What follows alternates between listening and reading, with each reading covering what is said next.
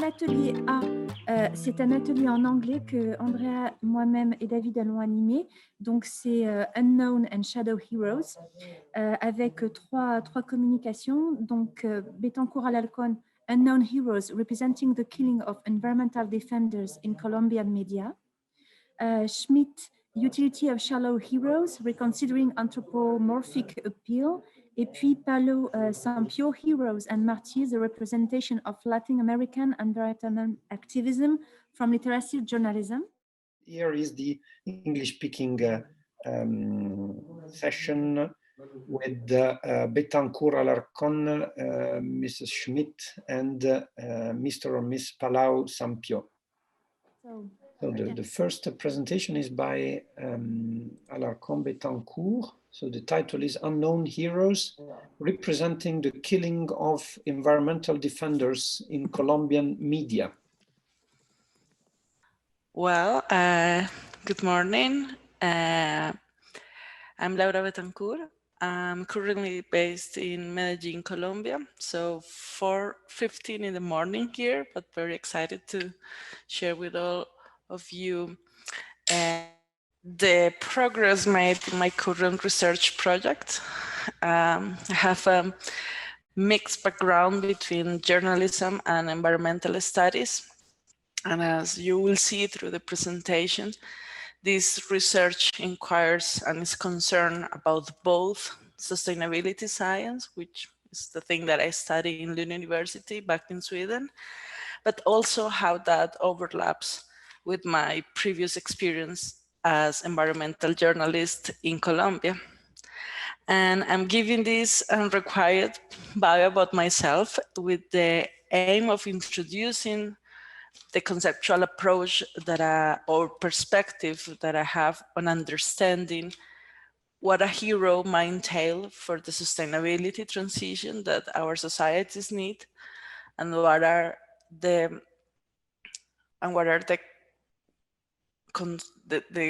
discussions that we have to start to engage with. In this presentation, I'll share some insights about the first stage of my research. This is something that is very much undergoing. I'm designing the research and starting with the collecting of the sample. And the idea is also to get some ideas from the discussion. The title of this presentation is Who Were They? Unknown Heroes. And I changed it a little bit in terms of representing and more to getting to know environmental defenders through the coverage of their deaths in the Colombian media. So as I mentioned, I start from a concept-driven approach to develop this design. And what does this mean? From a political ecology perspective, I seek to understand environmental defenders as key actors in conflicts that arise over the unfair distribution of environmental goods, or also over the unfair distribution of externalities or the bads. And my idea with this framing is to start defining who is an environmental defender.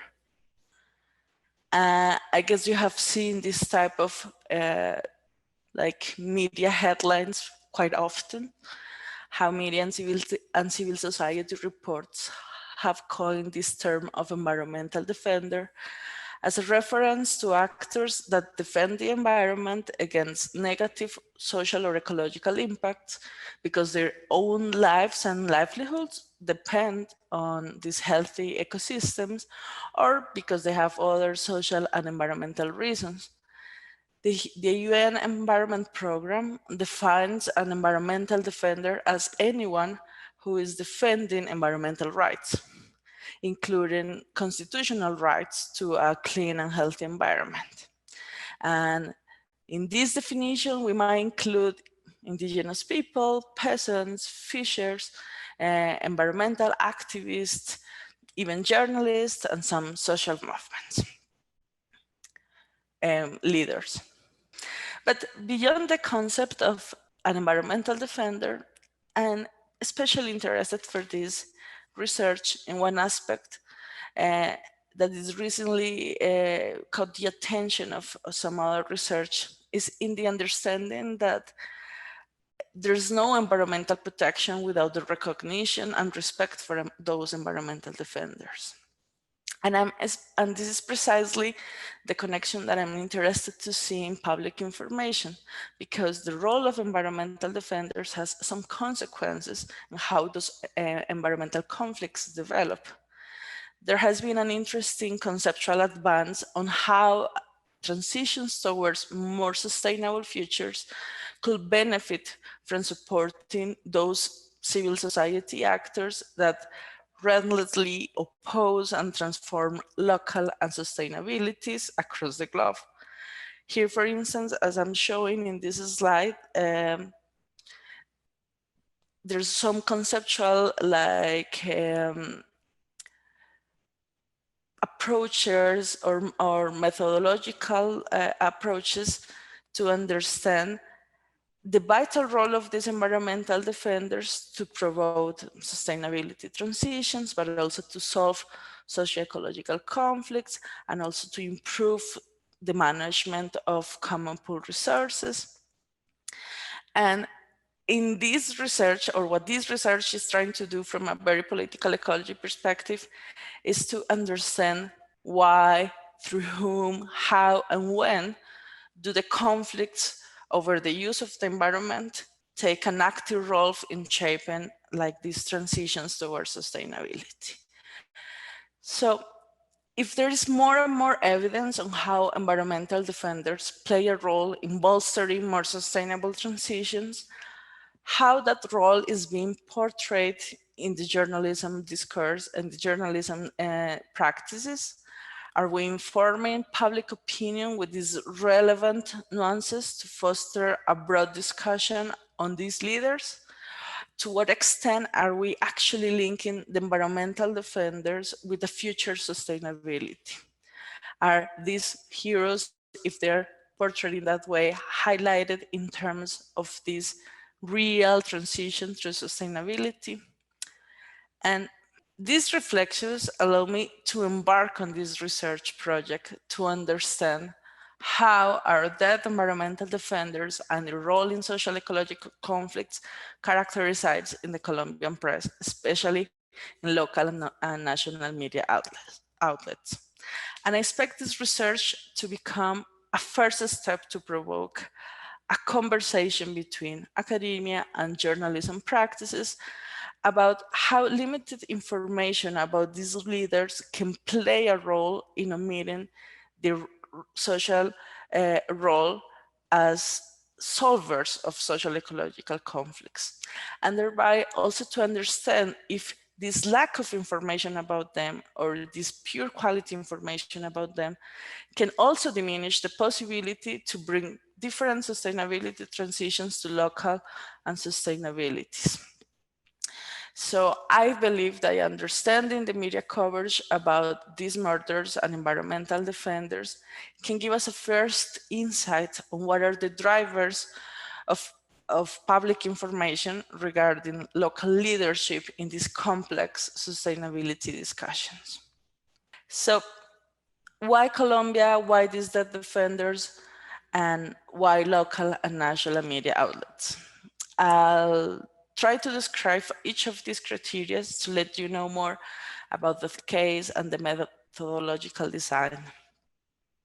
So just to give you a brief introduction to the Colombian case, we have facing an armed conflict between the state, different rebel groups and paramilitary units since the 15th in the country. And currently, at the same time, in 2016, there was a peace agreement between Colombia and the Revolutionary Armed Forces of Colombia, FARC, who used to be the largest rebel group. But since that moment, of course, the power vacuum in some regions, as well as the new distribution and tensions between new armed groups and the state, have led to an increase in violent events in the country. This reconfiguration of illegal forces and economic activities, together with the lack of compliance of the peace agreements, has led to increase, especially in the killings of social leaders and environmental defenders. In this context, Colombia has ranked among the first places with large numbers of killings of people defending the land and environmental rights. And this is the reason also the Colombian case, it's an important and is relevant to study from my research question perspective. The annual report of Global Witness, together with the studies from non-governmental organizations and the daily coverage of the killings of these leaders, have become part of the media coverage in and of the country. As you can see here in some examples as I'm showing it. This has also led to a framing of Colombia as a deadly country for environmentalists, and this has been also dominant every time Global Witness launches a report in some English media outlets such as The Guardian or Reuters. But because of my interest of understanding this link between environmental defenders and the social ecological conflicts, I focus on the national and local outlets in terms that they are more relevant for my study to understand how the specific context of these environmental defenders also portray what they were doing. And I believe through understanding the local media, you can see if that role is being highlighted or no. And then from here, I'm going to explain the methodological design to understand this or to go through this question. So, as we all know, media provide an arena for public discourse. And it's also the place where these new present topics, as the killing of environmental defenders, starts to appear. And I believe that through a media content analysis, I can grasp a little bit, like to some extent, the public discourse about issues like this one, which is also important to understand what is going on there in that conversation in terms of possible policy making or solutions from the state. And analyzing this media content will help us to examine what is being combined in mass communication messages and to see how those texts mediate this reality of the social leaders crisis.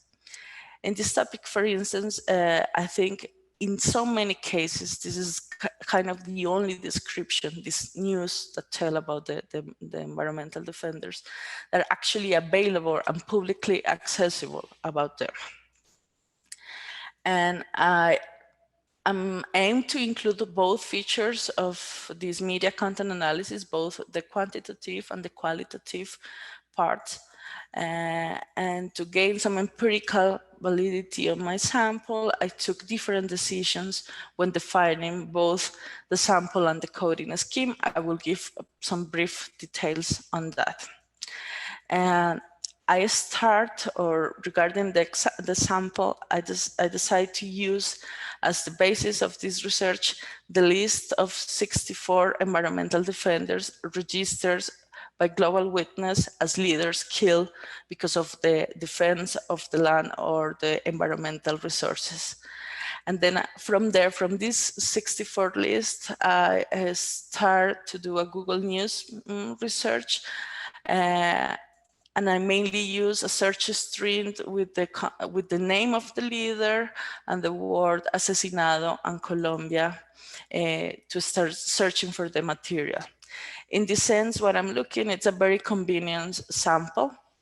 That is a corpus of text that is there available, and is actually also part of this idea of what we can know about them through a simple search.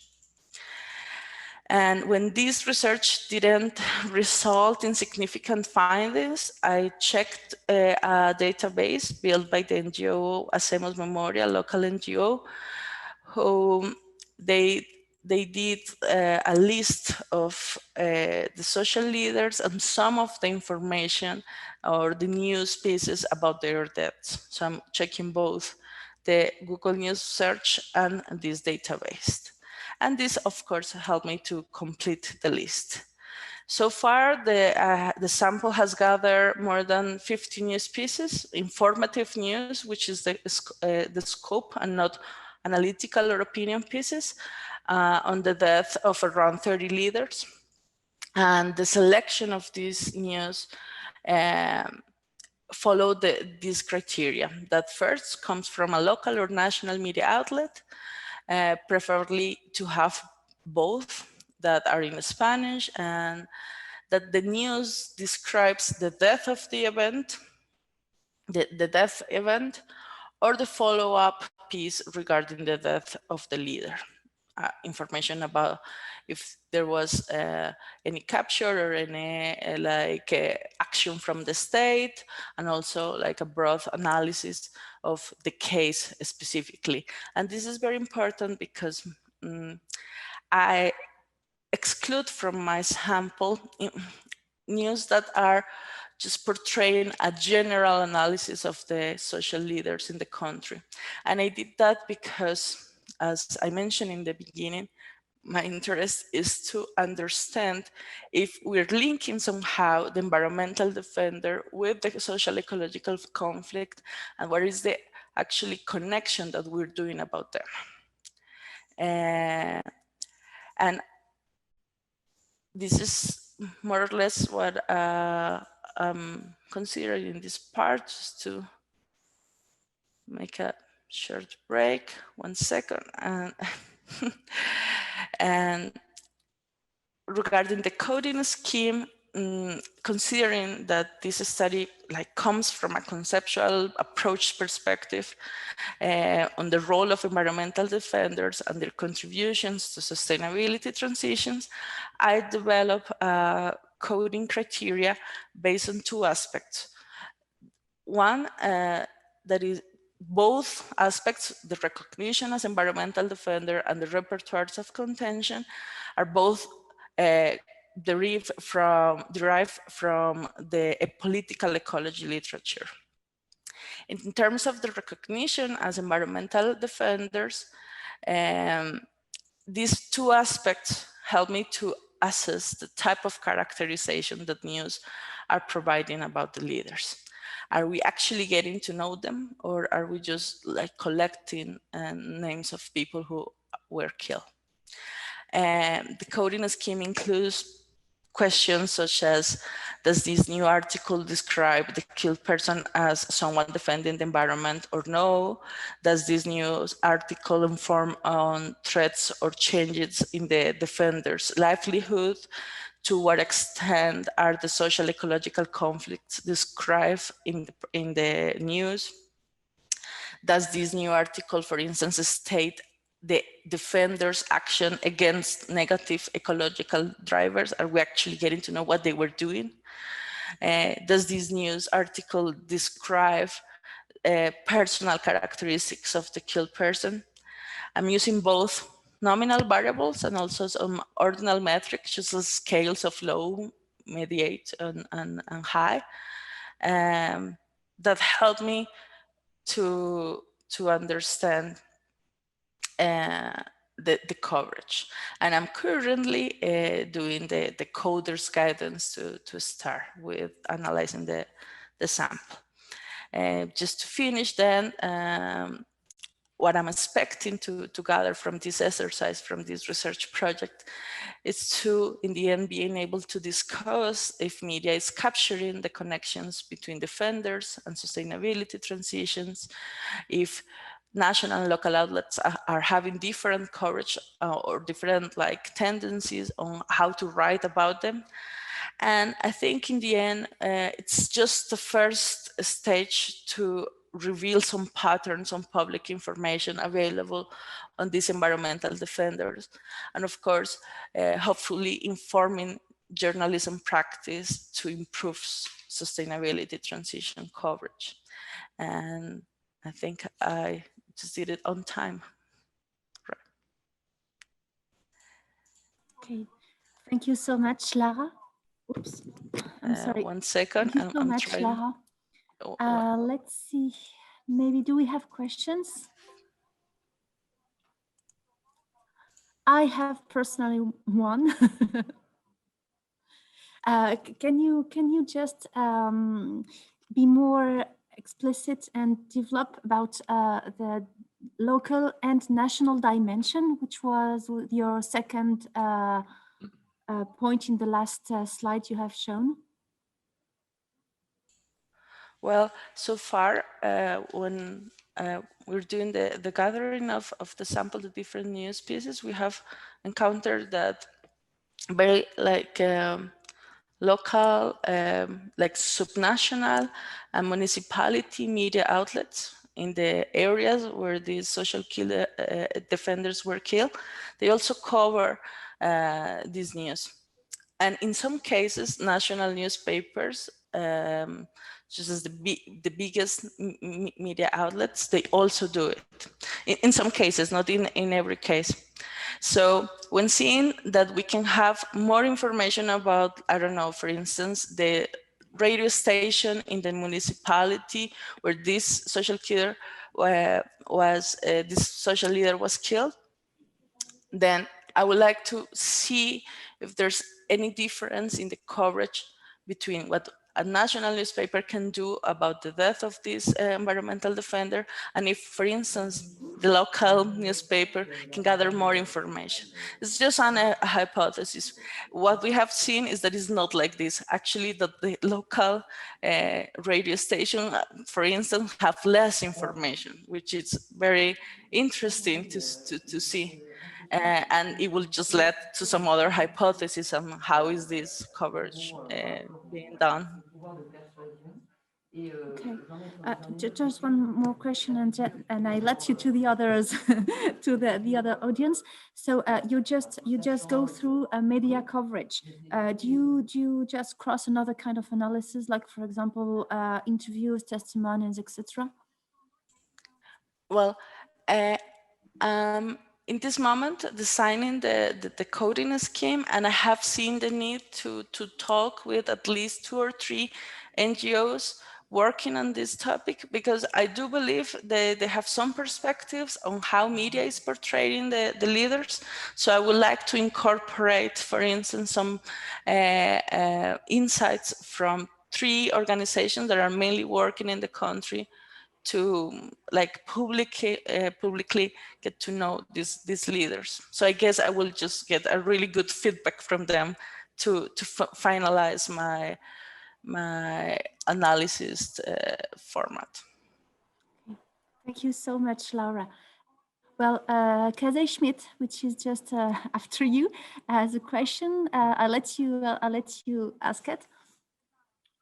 I didn't necessarily have a question. I very much appreciated your presentation, and it's giving me more ideas to play with than questions at the moment. Thank you. Okay. Thank you, Kate. Just to give a last comment, this like the current phase of this research it's mainly in a design. That's the reason I was so interested also to participate in this important congress, just to get more ideas on how to lead or design or shape this research. I know it has a little bit of a quantitative perspective in the beginning, and that can be quite dry in terms of really understanding the narrative. But I do believe that somehow we have to set what like the current landscape is in terms of public information, to be able then to start to develop a more rhetorical and discursive analysis on this. That's also the reason the focus is a little bit too quantitative somehow in this first stage. Well, thank you so much for the time and the space to share my research, and looking forward, if you have other questions, I'll be there in the chat and also listening to the other two presentations. So we can leave the floor to Mr. Kaze, perhaps. Yes, thank you very much. Thank you. I'm going to attempt to play the pre-recorded audio. Please, if the audio does not arrive, if you cannot hear it, could someone please let me know? Yeah, as soon of course. as possible. Of course. Yeah, no problem. Thank you for joining me today. My presentation is entitled The Utility of Shallow Heroes, Reconsidering Anthropomorphic Appeals. Anthropomorphism is the attribution of human qualities and characteristics to non-human animals, entities, or objects. When anthropomorphic symbols and vocabulary appear in environmental discourse or ecological campaigns, they can be especially mobilizing and persuasive. Think, for instance, of public funerals for dying glaciers, videos of parched koalas yearning for water, or images of the planet's lungs on fire. Yet, at the same time, such rhetorics are also limiting in their implicit favor toward human perspectives and promotion of a human-nature hierarchical relationship. Today, I seek to highlight the paradoxical persistence of anthropomorphic themes, figures, and appeals in environmental advocacy, those that have been labeled and dismissed as shallow ecological approaches, even at a time when environmental scientists, theorists, activists, and academics have embraced comparably deep, more than human, and post-anthropocentric concepts. I am neither here to outright defend nor outright condemn anthropomorphic tendencies in environmental appeals, but rather to better document, interrogate, and understand them at a time when the human impact on the global environment has wrought enormous, even cataclysmic change, and when human individuals and groups are actively reimagining the human role in ecosystemic futures via both action and discourse. This work is the conceptual beginning of a full-length book project I've set out to compose in 2021. So, why examine or re-examine anthropomorphic appeals? Well, this work is a direct response to a rise in scholarly attention to more than human perspectives and rhetorics, and corresponding rejections of anthropocentric and, by extension, anthropomorphic perspectives within the discipline of environmental communication over the past several decades. In 1973, when championing a quote-unquote deep ecology in which human interests are reframed as but one part of a larger ecosphere or global system, Arness cast anthropocentric conceptual frames that center human interests as shallow, which I will come back to in a moment. In 1997, David Abram coined the term more than human to discuss all elements of a broader environment, including human individuals and cultures as intersubjective and ever-intersecting pieces in a larger biophysical network. At roughly the same time, Val Plumwood's influential writings argued that human-centeredness must be challenged in the politics of any serious ecological movement. These terms and concepts have greatly influenced the field of environmental communication and the critical study of discourse around, about, and with the biophysical environment since the creation of the English language journal Environmental Communication in 2007 and the official formation of the International Environmental Communication Association in 2011. In a recent essay on the state and nature of environmental rhetorical criticism, for instance, Daniel Endries, one of the discipline's most widely respected voices, championed ecocentrism over anthropocentrism in order to break down the human-nature separations in discourse and conceptualizations, rejecting systems that would place humans and human interests as separate from, or more important than, other aspects of the more-than-human environment. Endries suggests that environmental rhetorical criticism is in part premised upon the critic's fundamental challenge to anthropocentrism. And yet, while the embrace of ecocentric and more than humanist perspectives has been revolutionary and generative for the discipline, radically expanding who and what may be imagined as rhetorical or agentic, for instance, at the level of practice among both broad populations and those who have dedicated their lives to environmental equity, sustainability, and welfare, humans consistently fall back upon human interests, metaphors, and frames. Today, I follow William Gray's 1993 essay, Anthropocentrism and Deep Ecology, with a particular focus on anthropomorphism. I view anthropomorphism in public discourse as a subset manifestation of anthropocentrism, sometimes in line with or contributing to the regularly cited problems of anthropocentrism, i.e., implicit tendencies towards mastery frames, and sometimes diverging from them in notable ways. Gray, skeptical of rallying cries towards ecocentrism and biocentrism, writes, quote, "We need to reject not anthropocentrism, but a particularly short-term and narrow conception of human interests and concerns. What's wrong with what Ness called shallow views is not their concern about the well-being of humans, but that they do not really consider enough in what that well-being consists. We need to develop an enriched, fortified anthropocentric notion of human interest to replace the dominant short-term, sectional, and self-regarding conception."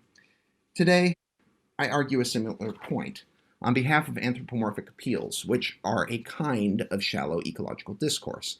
Like Gray, I urge us not to blanket celebrate or blanket defend anthropomorphic symbols and language in environmental discourse, but rather to acknowledge them more closely, interrogating how and why they work, so as to foster better understanding of how and why they are so persistent, which may ultimately be used to redirect or even dismantle them more effectively. It is not about validating the philosophy or ideology of anthropocentrism through anthropomorphic symbols, but rather interrogating and illuminating ecological discourses reliant on anthropomorphism and their seemingly paradoxical nature when applied in support of the more than human environment. To start then, I should reiterate what is meant by shallow ecology. It is the implicit antonym produced when Ness coined the term/concept of deep ecology, a kind of dismissive and unfavorable byproduct from the birth of Ness's ecological ideal. If deep ecology attends to the inherent intrinsic worth of all elements of the biosphere, regardless of human systems of need, value, and capital, shallow ecologies attend explicitly to the cares, needs, and desires of the human, with focus on action and policy that quote-unquote masters or otherwise influences the biosphere and ultimately benefits the human condition. As with deep ecologies, though, there are varied and multiple manifestations of shallow ecologies. These range from extractivist and eco-modernist perspectives to conservation, preservation, recycling, and back-to-nature movements.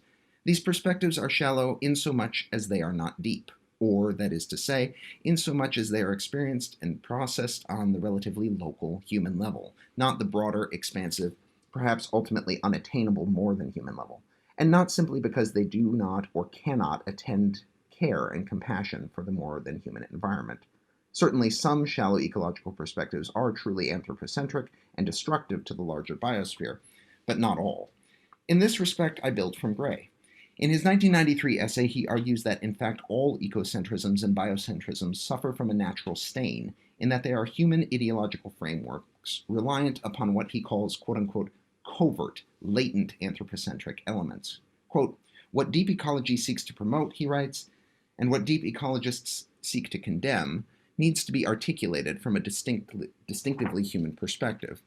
While stepping outside of the human scale of experience provides an enriching and expansing perspective for reflection," he argues, "it is neither relevant nor helpful for human action, and that some room still remains for human-grounded or quote-unquote shallow approaches to environmental action and advocacy."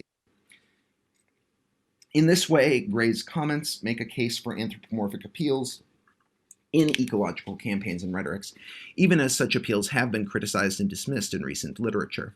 Recent books on the subject of anthropomorphism and communication studies, for instance, focus on the implications of anthropomorphizing for non-human animals, taking a critical animal studies approach to understanding the effects of human frames for the non-human populations they represent.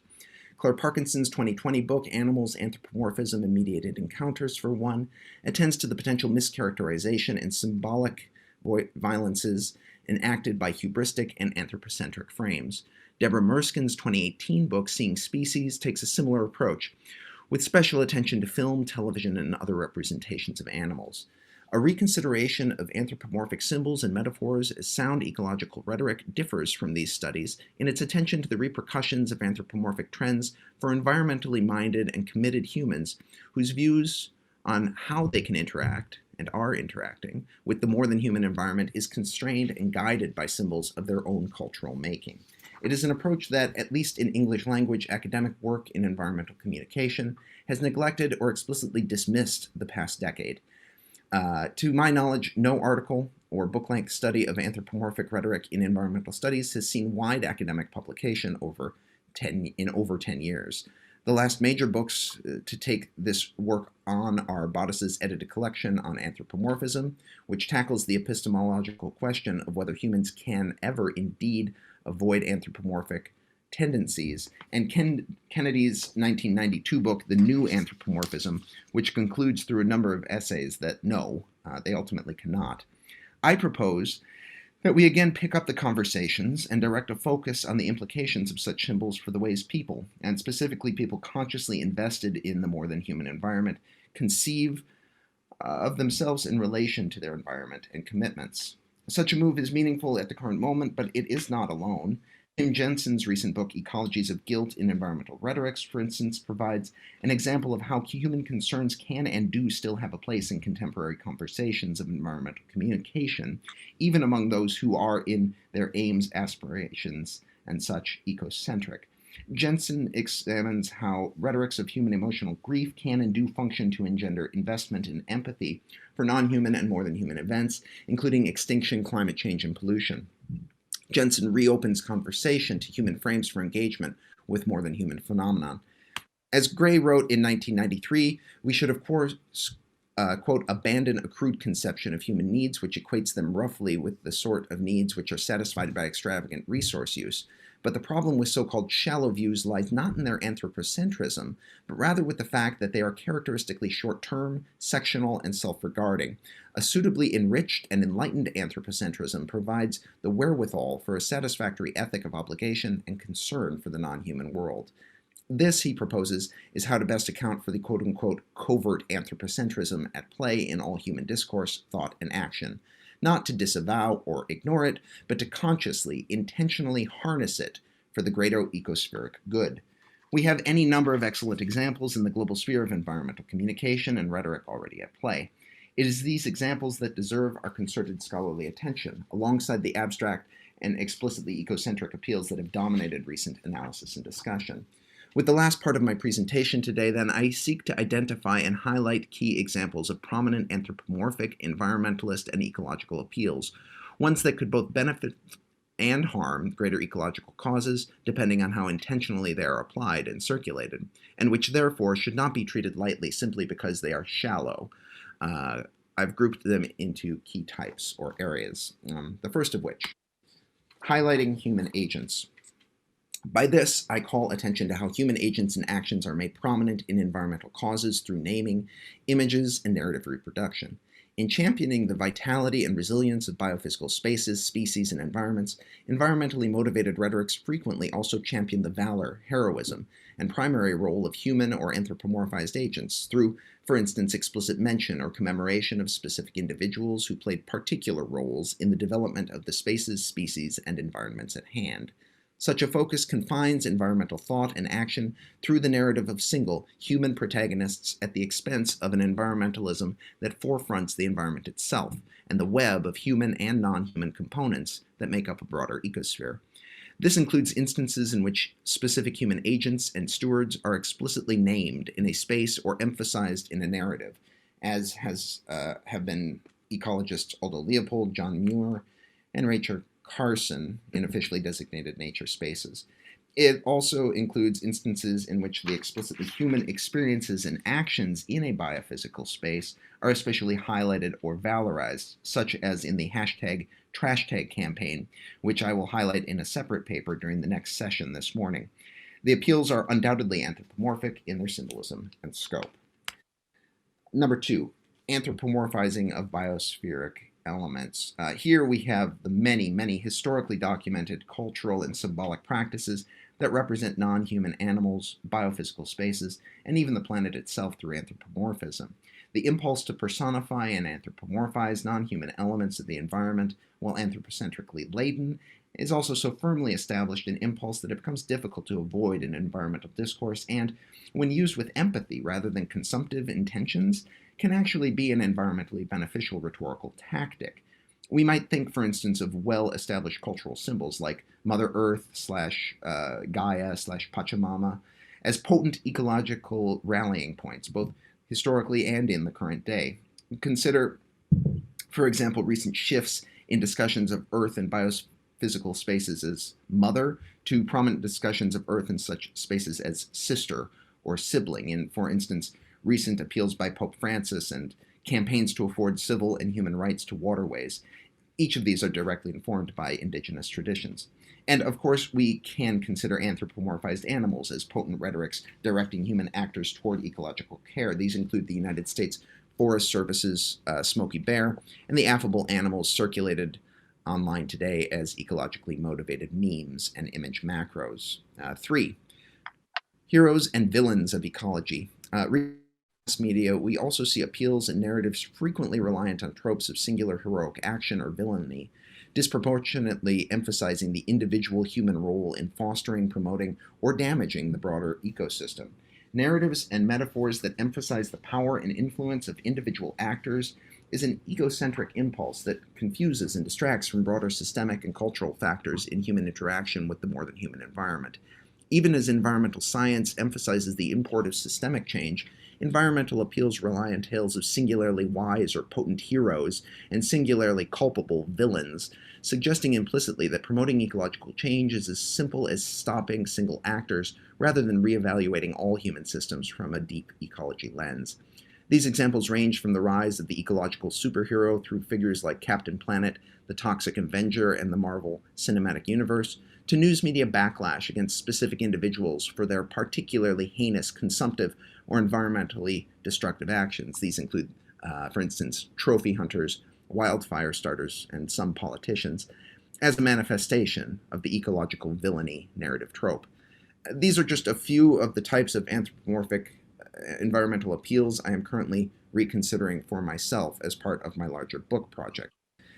Anthropomorphism is a well-established symbolic and discursive trend in the way humans talk about and conceptualize the more than human environment, even among environmental advocates, and also one likely or unlikely to disappear anytime soon.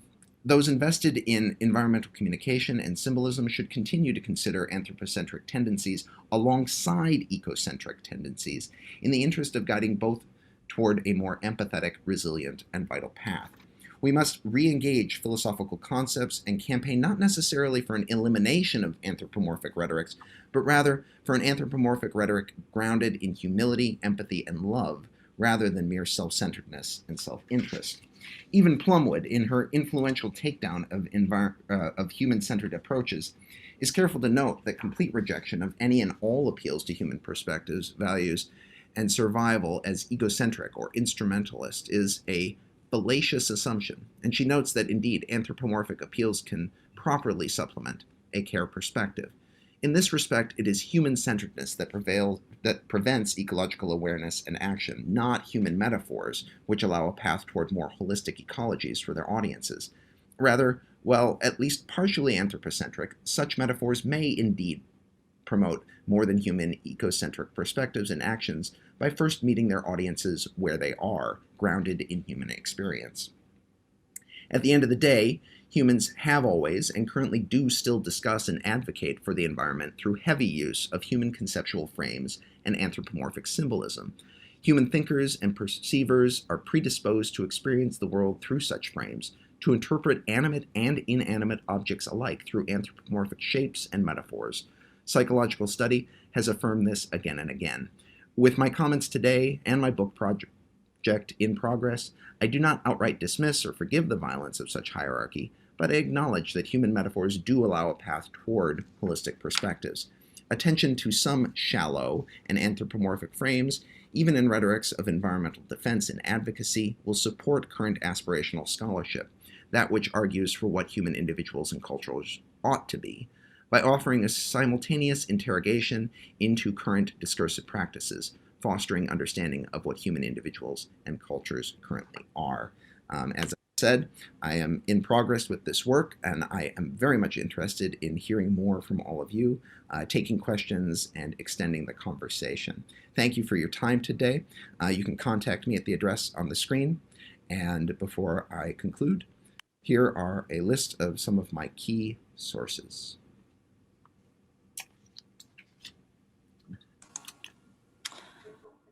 Thank you so much, Kaza. It was brilliant. Well, I have many questions, but I just let the public react first, and then I will go through mine if, in case. So let's see if there is any question on the public, on the audience.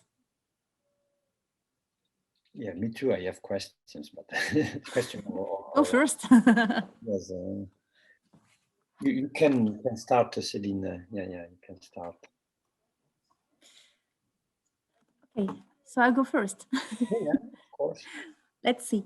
Well, thank you. It was really interesting. And I think we are going to see you in the next track. So I'm quite interested on all your wide research.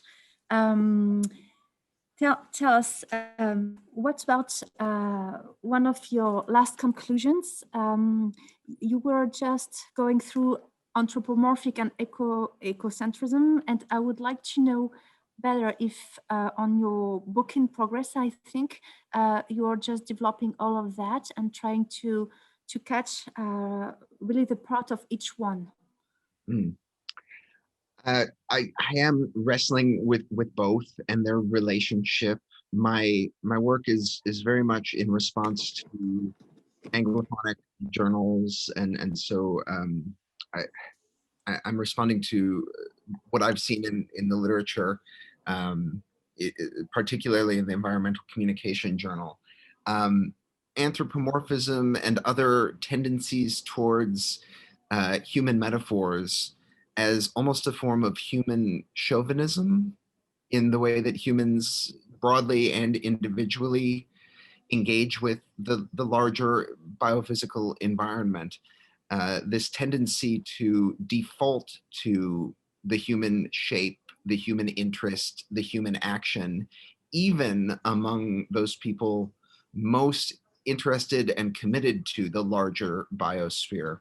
And I do see a parallel to chauvinisms, historical political chauvinism, national chauvinism, gender chauvinism, in that it can be violent and dismissive, but it can also be harnessed and tempered. I don't think that ecocentrism and anthropocentrism are necessarily incompatible. They are parallel phenomenon, and a true ecocentrism that accounts for all of our lived environments includes the human. That's been noted many times, but I feel like it's being lost a little bit in the recent literature I'm reading in English language work. Does that answer your question? Yes, perfectly. Thank you.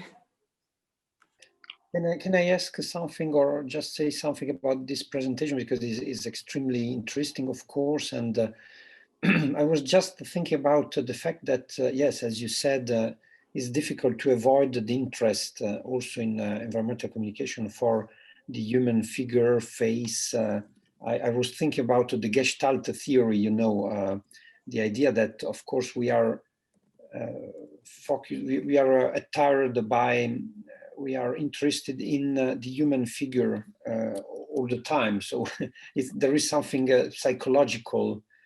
Yeah, smile. It is a smile, isn't it? Yeah.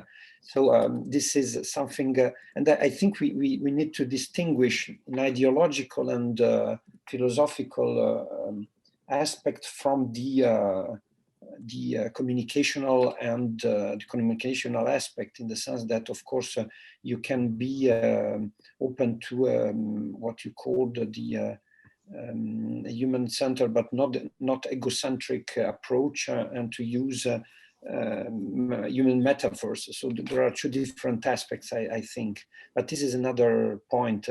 I wanted to know what exactly the egocentric people what they propose as a rhetoric as rhetoric tools, because it is difficult to be pure and to avoid all types of human metaphors and of so I don't know if you see my point. It's I don't know what exactly. It's a little bit frightening to think about a position in which there is no place for, or humans are just a species among the others, and there is no place for I don't know, for specificities, for specific interests, and in which I don't know. There are philosophical problems on that, of course.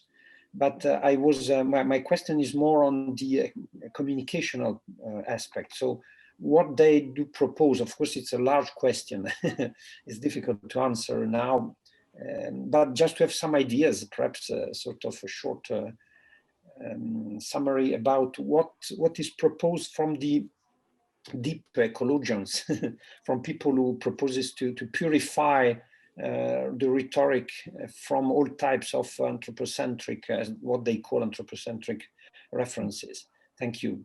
I hope you understand. It's clear. It's a very complicated phenomenon that I'm working through myself. I like your word purify to characterize the more extreme attempts in ecocentric communication. Because I do sometimes read that at play in some of the recent literature and what I've been seeing at American conferences. There have been attempts to, disavow the human stain, one's humanness, recognizing all of these horrible things that we as a species have done to all of the other species around us. So there has been a somewhat romantic, sometimes romantic, sometimes aspirational rush to reach beyond the human and become, I think, driven by a respect for everything that lies beyond the human experience, to engage that on some level. I think there is a gradient. So some folks are extremely radical in their propositions, and others are more tempered. But at the more extreme end, I am seeing colleagues attempt communication through sound, oral soundscapes, even communication through scent and smell, the way that animals communicate. And there has been experimentation with forms of signaling and interacting discursively without human language, for instance, tactile sensation. I think these are all very, very interesting things, but when I encounter them, I'm always like William Gray. I'm drawn back to say, but at the end of the day, we are a human audience. One cannot disrobe oneself of one's humanness, and so that's part of why I ask for your input. I'm at the outset of what I think will be a challenging project for myself, but I'm excited about it. Thank you. Many questions. Okay. I was seeing if there are other points on. And if you yeah, but you cited a lot of literature, so we will wait. We will wait for your book. But if you are asked to suggest perhaps one or two readings on the two aspects, so the philosophical aspect and the communicational aspect, what would you suggest to us? The recent ones, of course, you talked about Gray, 1992 or 1993, sorry, but are there more recent interesting publications on this? You said that is not, there are not so many. You already said it, but not so many. I do think if the writing that I am seeing in American journals in particular is directly influenced again and again and again by Val Plumwood, the Australian writer and thinker, who I think many of us are familiar with. But I think much of the philosophical aspect of what I'm seeing here is drawn from Plumwood directly. And I also mentioned Danielle Endries, who is writing a lot of really brilliant stuff. I think for the kind of communication aspect, Madrone Schutten and Tema Milstein, who is American but currently in Australia, just had a Routledge collection come out. Schutten and Milstein both play with the communication aspect from an ecocentric lens. And I'm currently reading through much of their work to see where I agree with them and to see where perhaps I differ. Thank you. Thank you very much. Thank you very much. I think we can go through the... For the others, the bibliography is in the conversation. There are 4 references for people who are interested. Okay. Thank you again. I think it's Dolores Palau Sampio. Je m'appelle Dolores Palau et je travaille comme enseignante et chercheuse à l'Université de Valencia en Espagne. Et la communication que je présente est intitulée « Héros et martyrs, la représentation de l'activisme environnemental latino-américain à partir du journalisme littéraire ». Et elle a pour vous analyser l'activisme environnemental, comment a été représenté parmi les journalismes narratifs et particulièrement à travers un genre journalistique comme les portraits ou les profils. Et le meurtre de l'activiste environnemental brésilienne Chico Mendes en 1988, défenseur de l'Amazonie contre la déforestation, a éveillé la conscience environnementale. Cependant, son assassinat n'a pas conduit à une protection des écologistes, mais plutôt à une impunité croissante. Les derniers rapports publiés par Global Witness soulignent que malgré une sensibilisation croissante à l'environnement, 2019 fut l'année qui a enregistré le plus élevé nombre de meurtres, accompagné également d'une augmentation des niveaux de menaces non létales et de la criminalisation. La situation est particulièrement sanglante en Amérique latine, région la plus meurtrière pour les communautés locaux qui luttent contre les industries extractives, la déforestation ou les grands projets d'infrastructure. L'Organisation des Nations Unies utilise les termes défenseurs des droits humains environnementaux pour désigner des individus ou des groupes qui, à titre personnel ou professionnel, et d'une manière pacifique, s'efforcent de protéger et de promouvoir les droits humains liés à l'humain. Le rôle s'est renforcé en raison de la rareté des ressources naturelles, tandis que les communautés affectées par des grands projets d'extraction sont devenues plus conscientes et ont commencé à exiger une prise de décision démocratique. Ces revendications sont liées à l'émergence du mouvement de justice environnementale dans les années 80. Les défenseurs de l'environnement représentent une forme d'activisme de base intégrée à une diversité d'acteurs qui sont de plus en plus confrontés à des formes de violation des droits de l'homme, de la criminalisation et la violence jusqu'à l'assassinat. Merci. Et cette recherche prend comme hypothèse de partie que le journalisme narratif offre des conditions exceptionnelles pour saisir la complexité des conflits environnementaux et le rôle des défenseurs. Les profils journalistiques apportent des ressources pour se concentrer sur les activistes environnementaux et refléter leur combat pour les droits au territoire et à l'identité, leur mission de vie et quelquefois aussi la nature dramatique de ceux qui ont souffert la stigmatisation, les poursuites et l'impunité des auteurs de menaces et des meurtres.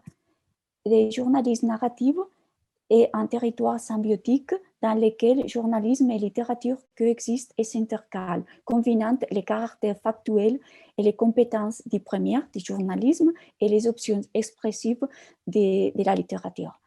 Les méthodes de reportage sont liées à la philosophie du slow journalism et permettent d'aller au-delà du journalisme événementiel, ainsi que de montrer un engagement clair avec les contextes et pour déclencher une meilleure compréhension des processus de changement social. J'analyse 6 profils publiés entre 2015 et 2020 traitant de l'activisme et de la résistance dans 6 pays de Latine-Amérique avec les taux de meurtres les plus élevés. Profitant à la fois des méthodes journalistiques et des ressources littéraires, ces dernières années, les journalistes narratifs latino-américains ont abordé les défis du développement durable, dénonçant les délits environnementaux et la violence contre les défenseurs et des menaces jusqu'au meurtre. En utilisant une méthodologie qualitative, ces recherches se concentrent sur la façon dont l'activisme environnemental est dépeint à partir du journalisme narratif. Et je vais montrer dans les suivantes diapositives les résultats de l'analyse indiquant quelques exemples. Si vous pouvez passer, Céline, merci. OK. Et en premier lieu, je vais montrer les combats pour les droits au territoire et à l'identité. La description du paysage et les traditions anciennes constituent des éléments clés pour présenter les modes de vie et les habitats naturels à protéger. Et les journalistes les invoquent pour montrer les conditions du fleuve Zapotal déplacées par les projets miniers et hydroélectriques. Une lutte lidérée par la militante écologiste hondurienne Berta Cáceres, qui était ensemble de la résistance indigène lenca et qui s'est battue contre les 10 projets jusqu'à son assassinat en 2016. Et je vais lire des extraits du texte de Carlos Dada comme exemple. Une rivière est morte ici. Il ne reste que sa carcasse, un lit sec, une tranchée poussière avec des énormes rochers de toutes les tailles, où les poissons nageaient autrefois. En bas, nous marchons sur ce qui était autrefois une rivière avec Magdaleno Aguilar, une lenca robuste de 60 années, qui a pêché ici toute sa vie, qui s'est baigné ici toute sa vie, même si la loi oblige les centrales hydroélectriques à maintenir une partie de la rivière pour préserver l'écosystème, il n'y a plus d'eau ici. Et un second exemple, on peut les trouver aussi dans les profils de la défenseuse Chava, qui lutte contre l'extraction minière et la culture de coca. Le journaliste Juan Miguel Álvarez choisit le fleuve colombien San Juan pour montrer son importance dans la vie communautaire. Et j'offre une citation textuelle, comme il n'y a pas de route, tout le monde dépend de la capacité de se déplacer sur l'eau. Les enfants apprennent d'abord à sauter dans les rivières et à nager. Il souligne aussi également les menaces extraordinaires auxquelles ce fleuve est confronté, sous la direction de la défenseuse Elisabeth Moreno Barco Chava, connue comme la femme de fer. Elle avait déjà parcouru les 250 km navigables et distingué clairement les menaces à la vie dans la fleuve. Abandon de l'État, conflit armé, pulvérisation de glyphosate sur les cultures de coca, qui finit par nuire à la subsistance des cultures et empoisonner la masse forestière. Exploitation forestière avec lui pour le commerce des bois, l'exploitation minière illégale qui détruit les sols et contamine l'eau avec les produits chimiques résiduels et la gestion inexistante des ordures ménagères en montagne. En deuxième lieu, ces profils soulignent la mission de vie des défenseurs. Les journalistes narratifs fournissent les éléments nécessaires pour tisser une narration solide basée sur les motivations qui ont conduit certaines personnes à consacrer et même à perdre leur vie à des causes environnementales. L'opportunité de se plonger dans les biographies et d'accéder à différentes sources permettent de dégager les principaux traits de Berta Cáceres. Avec ces ressources et dépeint une femme qui a ajouté aux demandes d'identité et la vénération de la nature, héritée de la vision du monde lenca.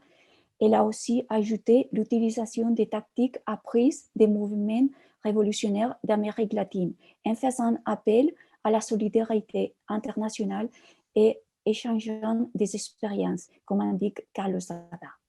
5 des 6 profils des défenseurs de l'environnement analysés ont rapporté qu'ils sont devenus des leaders afin de poursuivre la lutte pour les territoires hérités de leurs ancêtres, parfois par nécessité et sans beaucoup de compétences pour assumer un tel leadership. Ce fut le cas du Guatémaltèque Carlos Maas, un pêcheur assassiné lors de la lutte contre la pollution causée par une mine de nickel dans une lagune traditionnelle associée à la communauté maya quechua. Et Julian Carrillo, tué en 2018 dans l'État mexicain de Chihuahua pour s'opposer à l'exploitation illégale de la forêt habitée par la communauté indigène Raramuri, qui disait, dans une citation textuelle qui ont recueilli Duran et Mallorca, et nous avons appris à défendre la terre en regardant et en entendant nos parents et les personnes âgées. Et les charismes et le leadership jouent un rôle majeur dans le cas des 3 femmes représentées dans les profils analysés, même si leur lutte contre le patriarcat n'a pas été facile. La vénézuélienne Lisa Lynn Enrito Percy, la seule à avoir fait des études supérieures, s'est battue pour l'intégrité de la communauté et du territoire de Pemon sans craindre la force militaire, comme le montre la scène suivante. Une petite femme aux longs cheveux noirs fait face à un major de l'armée vénézuélienne qui est gardé par 3 hommes en uniforme vert olive. Ni les enseignes ni la taille des hommes ne semblent l'intimider. Si vous voulez faire dans ces municipalités ce que vous faites dans le reste du pays, vous vous trompez beaucoup, car il y a un peuple ici et nous n'allons pas le permettre, lui dit-elle avec défi, comme explique le journaliste Von et Melendez. D'autre part, le journaliste Juan Miguel Álvarez fait appel aux valeurs de leadership de Chava à travers les opinions recueillies lors de son séjour dans la communauté Choco. Ils, les collègues et les jeunes qui connaissent Chava, mettent en évidence son charisme, sa capacité à écouter toutes les voix sans perdre patience, son courage d'affronter les discussions politiques, même avec les chefs armés, et sa volonté d'ouvrir pour le bien-être des communautés qu'elle représente. Mais aussi, ces journalistes montrent comment ces défenseuses, Chava, à travers ses propres observations in situ. Pour sa famille, Chava est la matriarche. Elle est le guide et la source. Elle est une mère célibataire de 4 enfants, une grand-mère de 2 enfants, une fille qui s'occupe de sa mère, la 3e de 5 frères et sœurs, la tante la plus admirée et aimée. Parmi les motivations qui ont conduit les défenseurs de l'environnement à adopter cette mission de vie, Edwin Chota illustre à quel point l'inspiration transcende quelquefois souvent les origines. L'homme qui est mort pour la communauté achanica n'a pas toujours été achanica, souligne le journaliste Joseph Zárate, qui a interviewé de nombreuses sources pour reconstituer comment la vie de ces défenseurs péruviens qui étaient assassinés a changé, comme le montre dans cette anecdote que je vais lire.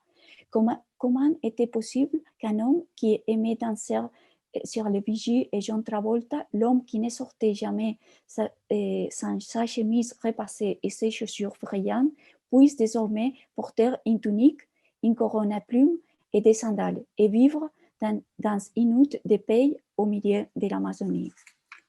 En troisième lieu, le journalisme narratif permet de montrer les stigmatisations, les poursuites et l'impunité de ceux qui attaquent les défenseurs. Les journalistes reconstruisent les contextes dans lesquels opèrent les défenseurs de l'environnement au moyen d'une série de récits montrant les épisodes d'impunité et de stigmatisation dans la lutte contre les pratiques illégales et la corruption. Les profils de Berta Cáceres soulignent comme des intérêts puissants agissent pour créer des divisions et des conflits dans la communauté. Comme souligne Carlos Dada, de l'extérieur de la forêt, il semble que ce soit un conflit entre les entreprises et les communautés pauvres. Mais une fois que vous entrez dans les arbres, cela ressemble plus à un pauvre combattant un pauvre.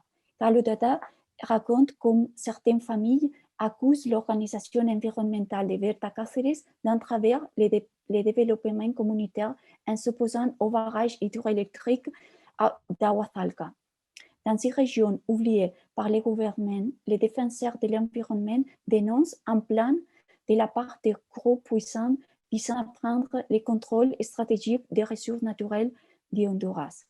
Après des années de meurtre, dont celui des Cáceres, les différences entre les gens sont bien trop grandes pour s'atteindre à ce qu'elles redeviennent rapidement une seule communauté, conclut Carlos Dada après son reportage. Une traînée de morts et de multiples menaces amène la plupart des défenseurs à assumer leur vulnérabilité. Lisa Enrito considère comme un destin inévitable que la bataille qu'elle mène avec acharnement depuis les années 90 se terminera par sa mort ou son incarcération. Et je vais lire une citation textuelle. « Je dis toujours à mon peuple, si je suis emprisonné, n'essayez pas de me libérer. Vous devez comprendre que ce qu'ils veulent, les militaires, c'est la terre, pas moi. » Le journaliste Joseph Zárate reproduit une citation graphique d'Edwin Chota pour répondre aux craintes de son père et aux pétitions d'éviter de retourner sur le territoire de la communauté autochtone. « Je ne peux pas », a-t-il dit. « Il devrait me tuer pour m'arrêter. » Et finalement, la prophétie s'est accomplie peu après. La famille de la plupart des défenseurs doivent suivre la poursuite, l'incarcération et même l'assassinat. C'était le cas d'Isidro Carrillo, le frère de Julián Carrillo. Acquitté par la première fois après l'intervention d'Amnesty International, il a dû quitter la communauté car il continuait à recevoir des menaces. Et il fut tué lorsqu'il retourna rendre visite des parents malades. Mais même les familles qui ne peuvent pas échapper après les assassinats. Le lendemain du meurtre de Julián, sa femme et ses proches ont dû quitter leur maison, leurs biens et les animaux. Les déplacements et les déracinements sont souvent la seule option pour survivre. Je passe aux conclusions. Le journalisme narratif offre un terreau fertile pour traiter des questions environnementales, car il permet une approche approfondie combinant des informations ethnographiques et contextuelles recueillies sur le terrain ou à partir des sources documentaires, en observant et interrogeant les défenseurs et les membres de leur communauté. Les profils détaillés de ces militants reflètent non seulement les racines de leur combat, mais aussi la manière dont ils en font une mission de vie. Les descriptions renforcent un accès puissant aux scénarios à préserver un temps qui est fondamental au territoire, contribuant ainsi à maintenir les modes de vie et la culture traditionnelle. Elle permet également d'identifier traits psychiques, biographiques et psychologiques des défenseurs de l'environnement et de leur lutte. Parmi les techniques du journalisme narratif, les journalistes peuvent reproduire les actions des militants et de mettre en évidence leur détermination à surmonter les multiples défis auxquels ils sont confrontés. Les profils sélectionnés traitent certains des plus graves conflits environnementaux en Amérique latine et au moyen d'une combinaison de rapports d'enquête et des techniques de journalisme narratif se révèle une excellente ressource pour refléter les principaux problèmes observés par les experts. Merci beaucoup.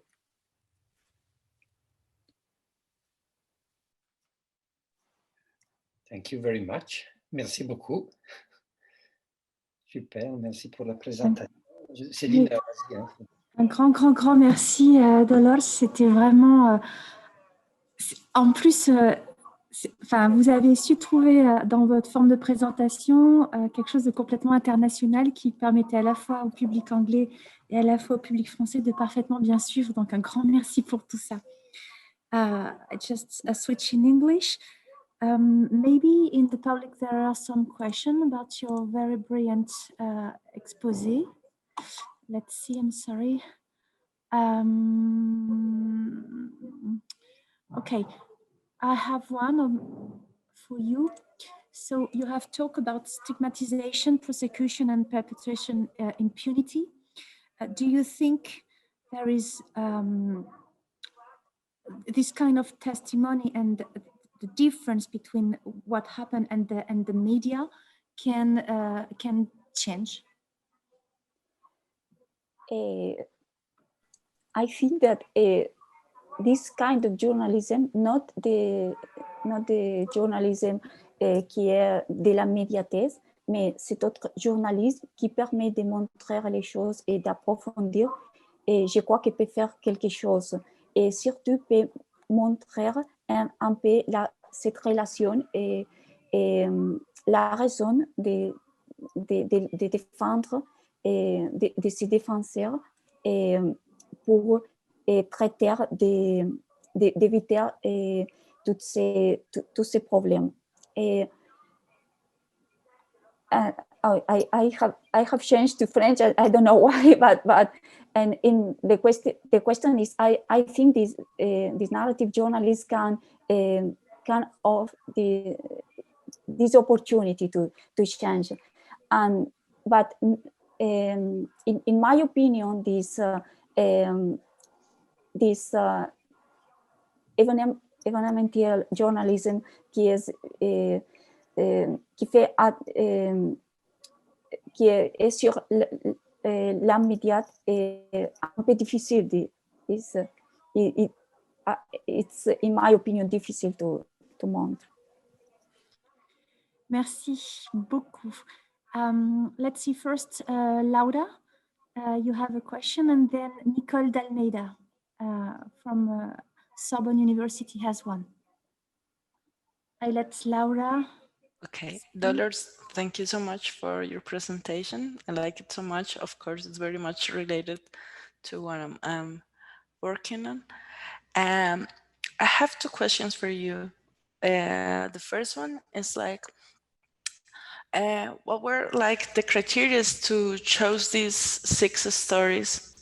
And if I think I'm not sure, but as I saw in your presentation, they were all killed or no? Just to understand if you choose maybe a successful story where through this leadership, the social ecological conflict was solved. I just want to understand why those pieces and if there's maybe room for one of these type of stories. Yes, thank you, Laura. I choose them because they represent the countries with the highest levels of assassination, environmental leaders assassination or prosecution, but not all of them were assassinated. Half of them were, and not all of them. And I tried also to show men and women that were they are both represented. So was and different kinds of environmental conflicts. I tried to show all of them. Was more of them. And another obvious reason was they were threat from the narrative journalism or literary journalism. But I couldn't find examples from all environmental conflicts, but this was interesting to find in this case. Thank you. Nicole? Yes, good morning to everybody, and thank you very much for your presentation. It was very, very interesting. I have a question. It's not a direct question, but I was thinking about this, the importance of activism in South America and in Europe too. And my question is the role and the importance of activism is linked to the level of democracy in different countries. But activism is very important in Europe too, and we are in democracy, sure. So how can we think the link between the two political perspectives? Do you have some idea or some? Yes, I have analyzed this these cases in Latin America that I think confronts highest levels of problems in some cases, but of course there is a relationship, but I think that there are not so much clear this prosecution of this. Of course, there is the region with the highest levels of problems for these defenders of environmental defenders. But in from the other side, I think there is some question that we can find there. For example, in some of the examples that I analyzed, they show clearly that there is no a prosecution or there is not an investigation of these cases. There is many interests, economic and political interests interrelated, that don't allow to investigate these cases. I think is not exactly the same situation in both, but of course there is some relations. Mm-hmm. Okay, thank you very much. Thank you.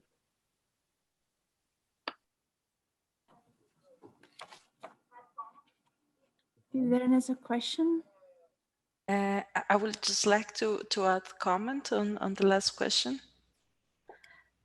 I found interesting the comparison that the previous speaker was mentioning, because one of the reasons I'm also interested in understanding this information about environmental defenders or their portrait as environmental heroes is that it's quite different when you have environmental leader as, I don't know, I'm going to say Greta Thunberg, who's alive, who has respect, who can be like also kind of even supported, but the state of doing that. And when you have environmental defenders as environmental heroes that are like threat but the state. So when you see this comparison of types of leadership, you also see how the communication of those heroes, like it's also transformed. Just to set one reflection that we can start comparing and understanding from the communication side. Okay, thank you. Thank you so much for all the presenters. Maybe, Andrea, we can switch to the other and the second track. Yes.